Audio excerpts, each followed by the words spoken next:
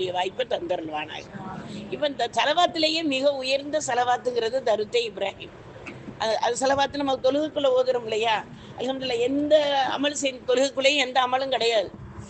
எந்த அமலும் இருக்கா? வேற யாரையாவது நினைப்போமா? நினைக்கக்கூடிய வாய்ப்பு, வாய் விட்டு வார்த்தையை சொல்லக்கூடிய வார்த்தையெல்லாம் இல்லை. ஆனால் தருத்தி இப்ராஹிமை நம்ம ஓதாம அந்த தொழுகை நிறைவேறாது.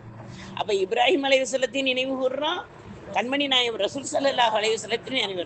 இப்படிப்பட்ட செலவாத்துக்கள் நம்மளுக்கு அல்ஹம்துலில்லாஹ் ஒரு உலகத்துல 12,000 செலவாத்துக்கள் இருக்கு. இந்த 12,000 செலவாத்துல நம்ம எந்த செலவாத்துக்களை நம்ம ஞாபகம் வச்சிருக்கோம்? நம்ம எந்த செலவாத்தை நியமமா ஓதுறோம்? தொடர்ச்சியா ஓதக்கூடிய செலவாத்துக்கள் என்ன என்ன? எதுவுமே எனக்கு தெரியல.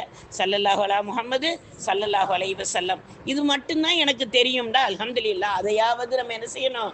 ஓதிக்கொண்டே இருக்கக்கூடியவர்களாக இருக்கணும் இன்ஷா அல்லாஹ். ஹாஜத்தை நிறைவேறதுக்கூடிய 3வது வழி. 4வது, நம்மளுடைய மரண நேரத்துல அல்லாஹு தஆலா சொர்க்கத்தை கொண்டு சுப செய்தி நம்மளுக்கு சொல்லி விடுவானா. செலவாத்து